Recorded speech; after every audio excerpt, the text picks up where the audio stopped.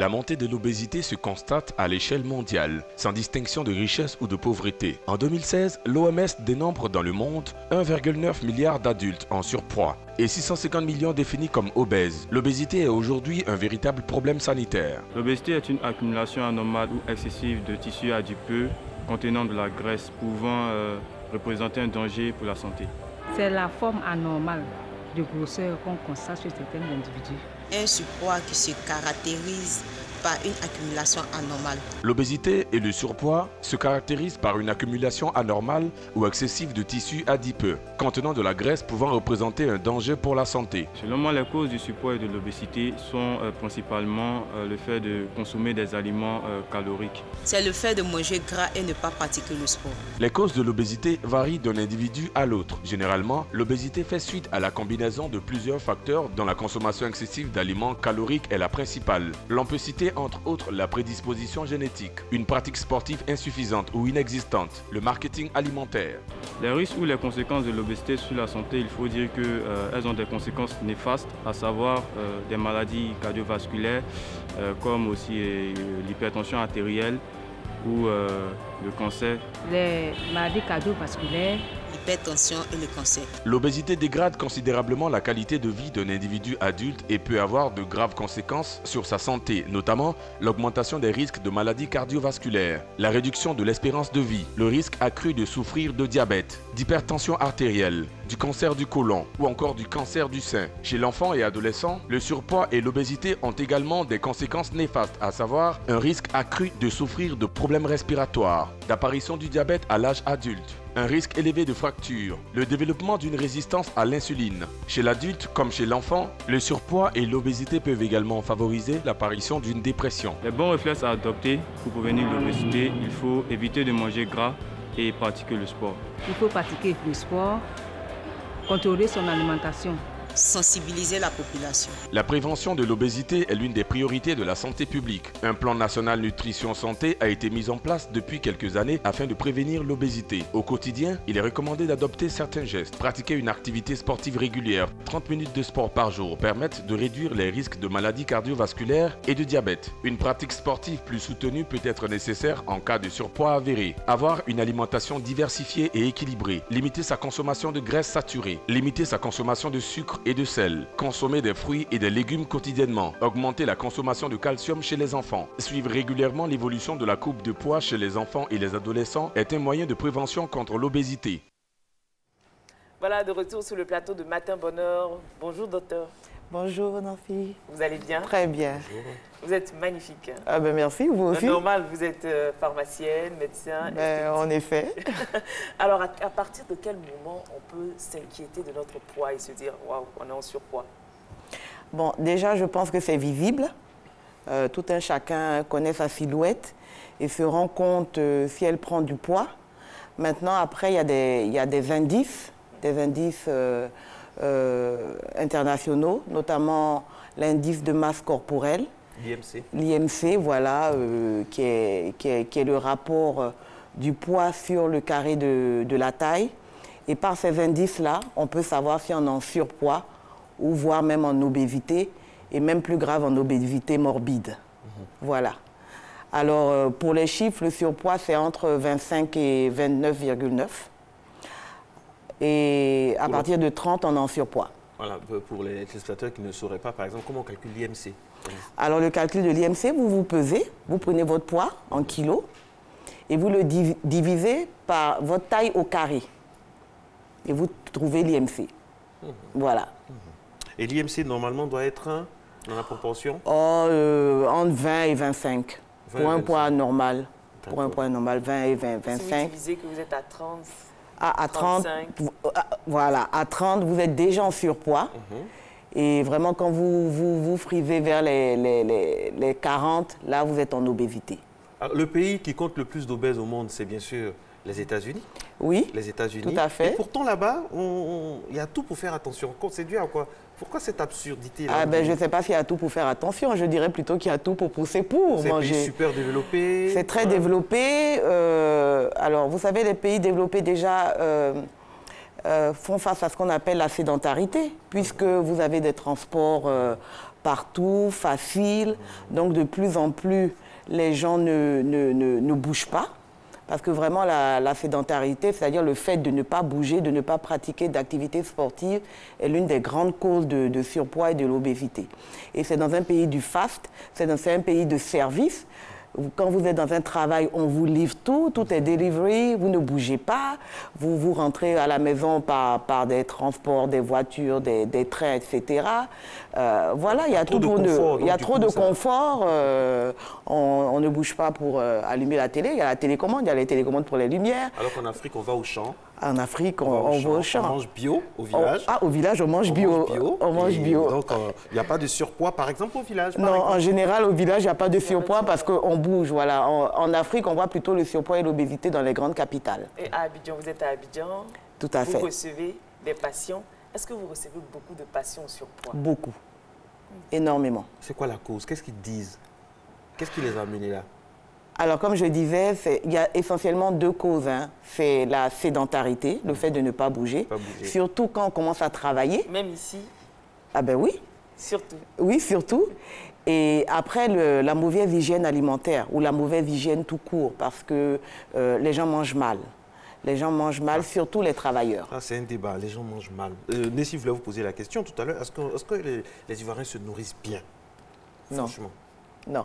Déjà dans la façon même de se nourrir, avant d'arriver même dans la qualité du repas, dans la façon de se nourrir, aujourd'hui la majorité des personnes, à cause du style de vie, ne mangent pratiquement rien le matin, parce qu'ils ne mangent rien ou ils prennent un café. Style de vie.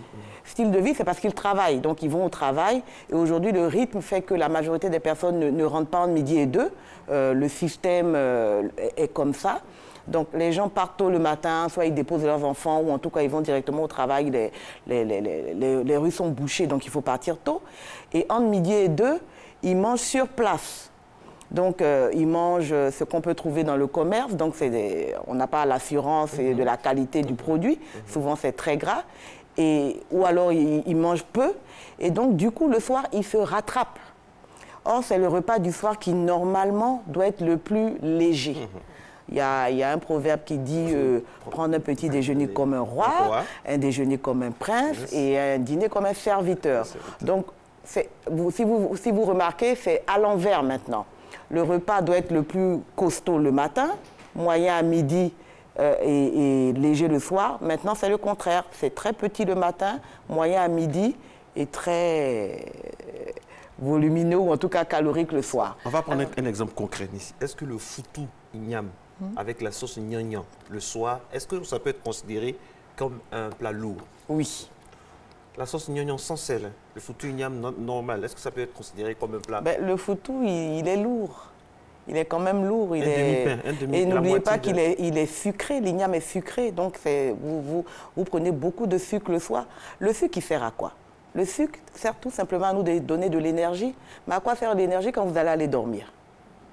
Alors que le matin, on a besoin de sucre. C'est pour ça que, justement, il y a beaucoup de publicités avec du chocolat, parce que, justement, tout ça, ça donne du sucre. Mais on n'a pas besoin de sucre le soir, on s'en va se coucher. Donc, le matin, on peut manger le foutou? Bon, pour ceux qui aiment, oui. Donc, c'est possible. Si on consomme du foutou chaque matin, on n'a pas de risque d'être en surpoids? Si on brûle... Voilà. Si on brûle... Tout dépend en fait de l'activité. Oui, voilà. Parce que c'est justement cet équilibre-là, justement, c'est ce déséquilibre. Quand le repas est calorique et qu'il n'est pas brûlé, parce que si vous prenez le foutou et que vous êtes assis au bureau toute la journée sans bouger, c'est pour ça qu'on conseille de faire des pauses où on bouge un peu dans la journée. Il y a des petites astuces. Prenez l'escalier plutôt que l'ascenseur. Ne serait-ce que déjà pour bouger un peu dans la journée. Sinon, même si vous prenez le foutou, vous n'allez pas le brûler et vous allez prendre du poids. Il y a certains téléspectateurs qui disent, mais la dame dit que quand on va dormir, on n'a pas besoin d'énergie. On en a suffisamment déjà, ne vous inquiétez pas. Dieu a bien fait les choses. Non, ce qui me plaît, vous avez vite compris la question. Je n'ai pas eu besoin de me justifier. Nous sommes de grandes personnes. Mais on constate cela chez les enfants aussi. C'est vrai que les grands n'ont pas le temps de manger. Ça arrive fort en région, notre justice ici. C'est vrai que les grands n'ont pas le temps de manger le matin, encore moins à midi, le soir ils se rattrapent. Mais les enfants, eux, ils vont le matin, ils descendent à midi mais on a des enfants en surpoids. Oui, alors une autre cause du surpoids, c'est aussi le facteur génétique. En général, quand vous constatez ça chez un enfant, c'est que les deux parents ou l'un des parents est déjà en surpoids ou en obésité, ou on constate cela dans la famille. Donc cet enfant a déjà une prédisposition, parce qu'effectivement, on voit des enfants qui, bien sûr, sont en surpoids ou obèses. Mais en même temps, si vous regardez de plus près, les parents n'arrangent pas les choses parce qu'ils donnent aussi des repas caloriques aux enfants. Les enfants aussi doivent manger équilibré. Les enfants doivent manger équilibré. Moi, par exemple, pour la petite histoire, je n'ai jamais donné de jus ni de soda à mes enfants avant au moins 8 ans. Mes enfants n'ont pas goûté le goût du soda. Ils ne connaissaient que l'eau. Je me rappelle, la maîtresse souvent me convoquait « Ah, mais vous ne donnez pas de jus à vos enfants ?» comme une mère méchante. Je dis, de toute façon, ils vont connaître le jus avec les anniversaires, etc. Donc, si déjà on habitue moins l'enfant au sucré, il ne va pas prendre de poids. Et puis, il y a des enfants qui n'aiment pas bouger, ils n'aiment pas faire de sport, ils demandent des dispenses à leurs parents, et les parents sont complices. Au lieu, si l'enfant est malade, bien sûr, mais il y a des enfants qui n'ont rien, ils ne veulent pas faire de sport. Au contraire, les parents doivent les motiver à faire du sport à l'école et si possible, même en extrascolaire. Donc la base, c'est ça. Il faut tabler déjà sur, pendant l'enfance. Déjà. Donner des rudiments donc, de bonne nutrition à l'enfant. Et puis exactement. Aussi, on ne le dira jamais assez, le sport. Le sport, exactement. Donc apprendre à l'enfant à manger des fruits, des légumes. Et parfois, quand ils ne veulent pas, en bas âge comme ça, ils sont très anti-fruits. Oui, mais comme je dis, vous savez, l'habitude culinaire, pour ne pas dire la culture culinaire, est très, très, très forte.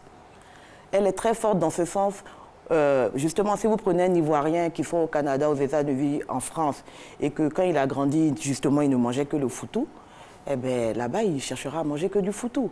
C'est pour vous dire comment la culture culinaire est forte. Parce que depuis petit, c'est ce qu'on lui a donné.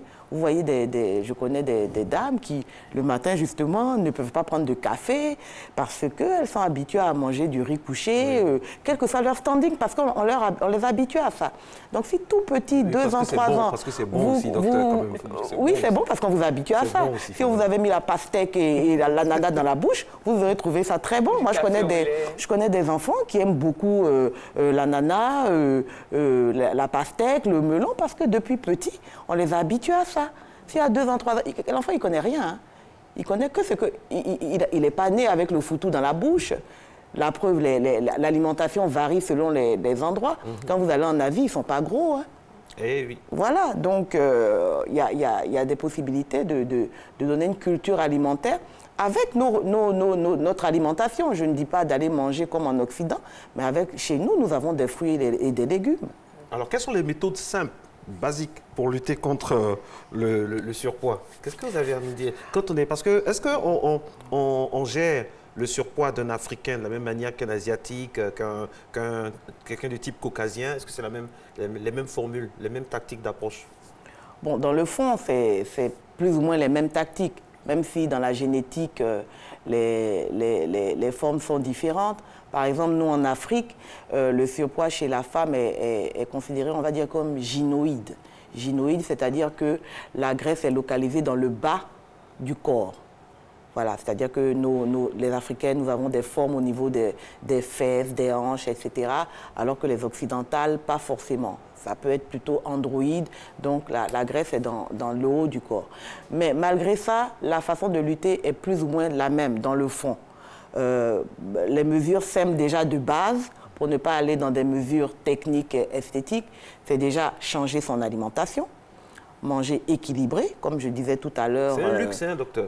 Pourquoi? Parce que combien de personnes peuvent manger équilibré sur un Mais manger équilibré, c'est ce que je vous dis, manger suffisamment le matin, manger à midi et presque moins manger le soir. On mange quoi, par exemple? Vous pensez que Eva Nessie et Marco, avec leur petit salaire, qui peuvent payer, par exemple, du kiwi, tout ça? Je dis ça comme ça. Hein. Est-ce qu'il y a des fruits? Ça coûte cher. Alors, vous me parlez de kiwi. De kiwi, c'est cher, mais l'orange, c'est pas cher. Oui. C'est la même chose. Ce sont deux fruits qui sont très riches en vitamine C. L'ananas, on a des champs d'ananas à Brunois et ailleurs.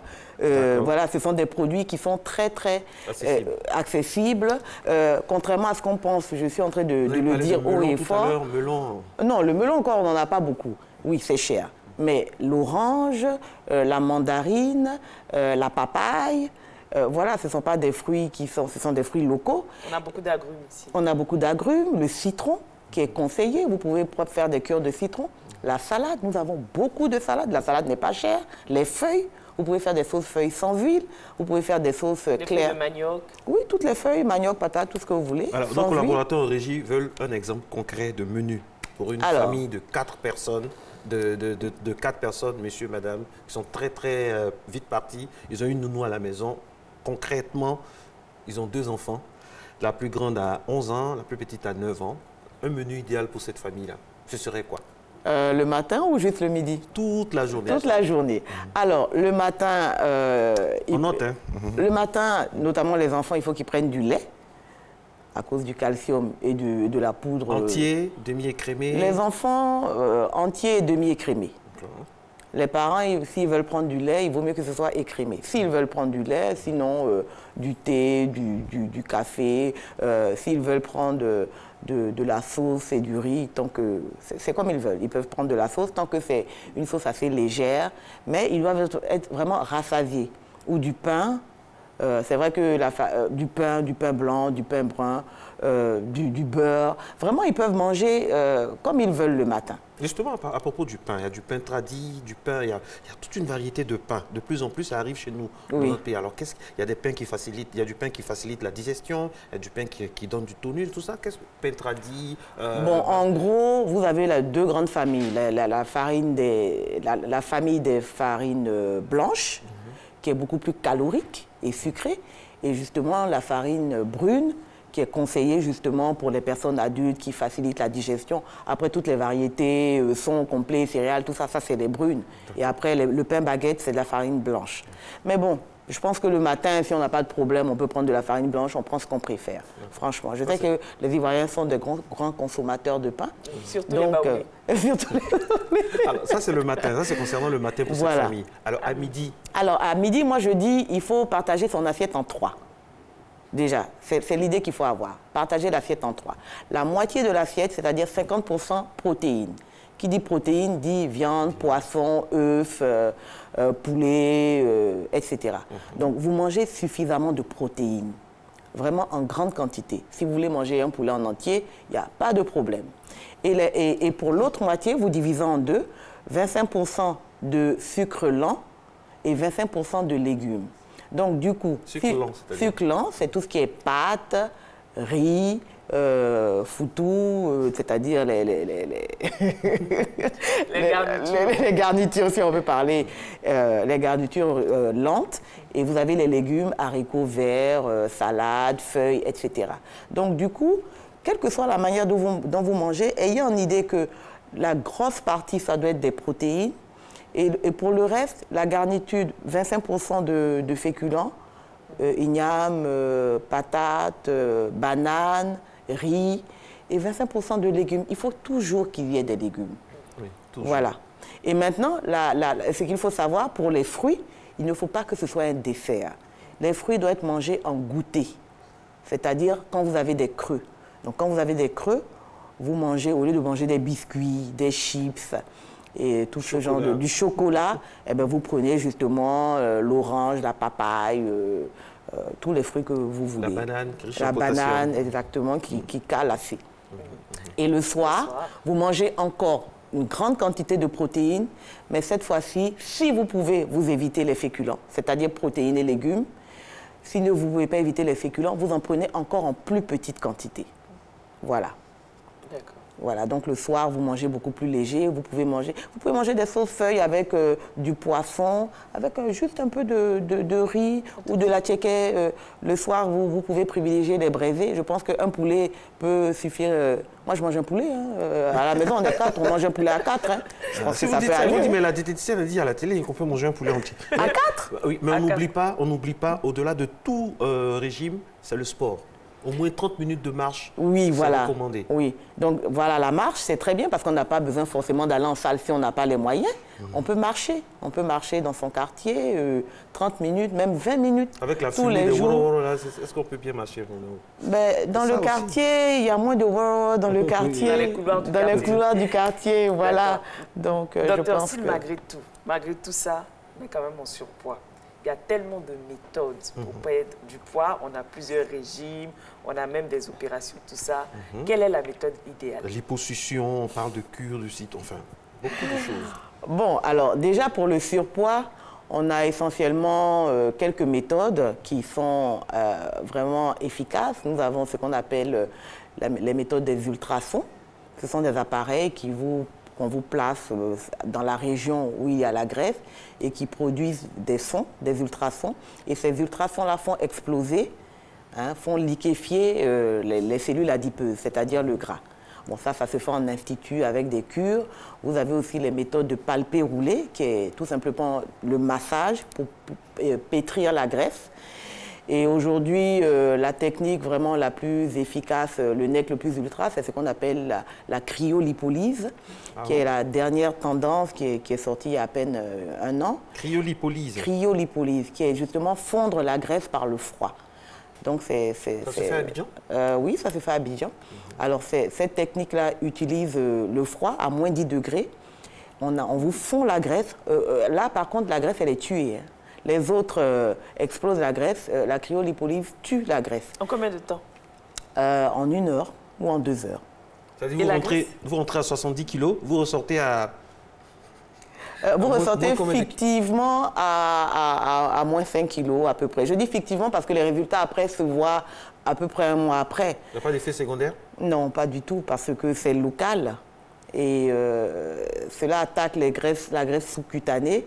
Et ça peut aller même jusqu'à la graisse viscérale. Parce que vous avez 2 types de graisse au niveau surtout du ventre, qui est la partie la plus dangereuse, la graisse la plus dangereuse, la graisse viscérale, au niveau de la taille, donc danger pour les hommes. Ah oui. Mon père me le dit toujours. Et danger pour les femmes aussi, qui prennent beaucoup au niveau de la taille, parce que c'est justement cette graisse-là qui cause ce qu'on appelle les maladies cardiovasculaires. Donc il faut vraiment attaquer cette graisse, justement par toutes ces techniques-là. Et quand on arrive malheureusement en obésité morbide, là on n'a pas le choix, il faut opérer. Il faut opérer, là c'est ce qu'on fait. On fait de la chirurgie esthétique. C'est-à-dire que soit on vous met un anneau pour resserrer votre estomac pour carrément diminuer votre alimentation de 90%. Et là, vous mangez très peu, donc du coup, vous fondez. Et après, l'excès de peau, il faudra la couper. Mais avant d'en arriver là, vraiment, nous avons beaucoup de techniques de médecine esthétique. C'est de la médecine esthétique, justement, cavitation, cryolipolyse, etc., radiofréquence. Sont plus liposuction ou sont plus cryolipolyse? Ben, écoutez, bon, déjà, je pense qu'elles sont plus cryolipolyse parce que la chirurgie esthétique, c'est de la chirurgie. Donc, ça fait toujours un peu peur. Qui parle de chirurgie, parle d'anesthésie générale ou locale. Donc, bon, on passe sur le billard, comme on dit, et avec tous les risques que ça peut avoir. Donc, tant qu'on n'est pas, comme je dis, en situation d'obésité chronique, il vaut mieux aller dans ces techniques qui sont plus douces, avec des résultats visibles 1 mois, 2 mois après, voire 3 mois. De toute façon, je dis souvent à une femme, même quand vous accouchez et que le bébé sort de votre ventre ne devient pas plat immédiatement, même si vous êtes mince. Donc, même quand on a travaillé votre ventre, la peau doit se rétracter petit à petit, mais les résultats sont vraiment spectaculaires. Dernière question, de très bons résultats. une des dernières questions.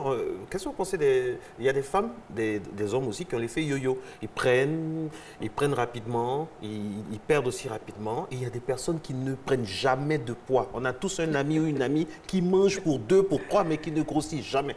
C'est dû à quoi ça? Bon, alors déjà, je vais partir sur ceux qui grossissent jamais. C'est le facteur dont je parlais, génétique. Cette même génétique est pareil pour des gens qui sont minces. Facteur génétique, pour parler couramment, c'est le facteur, comme on dit, naissance. C'est naissance. Voilà, c'est naissance. Vous êtes né dans une famille de gros, voilà, tout le monde est gros, et vous êtes né dans une famille où tout le monde est mince, vous avez beau manger tout ce que vous voulez, vous brûlez. C'est-à-dire que génétiquement, vous avez un corps qui brûle, qui évacue, qui brûle. Et voilà, ben, vous faites comme ça. N'empêche que même si c'est naissance, à partir d'un certain âge, d'une quarantaine, cinquantaine d'années, il faut faire attention. Parce qu'on stocke, parce qu'on peut être mince et quand même avoir l'hypertension, avoir le diabète, le cholestérol, etc. Voilà. Donc, ne serait-ce qu'à cause des maladies, je dis toujours, on ne peut pas manger comme on a 18 ans à 40 ans. Ce n'est pas possible. Le corps va vous enseigner que ce n'est pas possible. Un jour, vous allez tomber. Alors, pour ne pas en arriver là, apprenons à partir d'un certain âge à structurer notre alimentation. Maintenant, pour l'effet yo-yo, ce n'est pas bon du tout. C'est dangereux. Ça aussi, ça crée les maladies, ça fatigue les organes, ça fatigue le cœur. Donc, il faut vraiment, si on n'arrive pas à stabiliser, aller chez un professionnel, en institut ou en cabinet, se faire accompagner et stabiliser. Je dis toujours, pour terminer, que quelle que soit la méthode que vous aurez utilisée, que ce soit même la chirurgie, la cryolipolyse, les cavitations, le palpé roulé, il faut après apprendre à manger et aussi faire du sport pour garder la ligne. Merci beaucoup, docteur. Avec vous, on a tout ce qu'il faut pour rester en bonne santé et surtout pour garder un poids normal. On espère que vous avez bien pris note. On se retrouve demain à la même heure, 5h55, 7h30. Au revoir.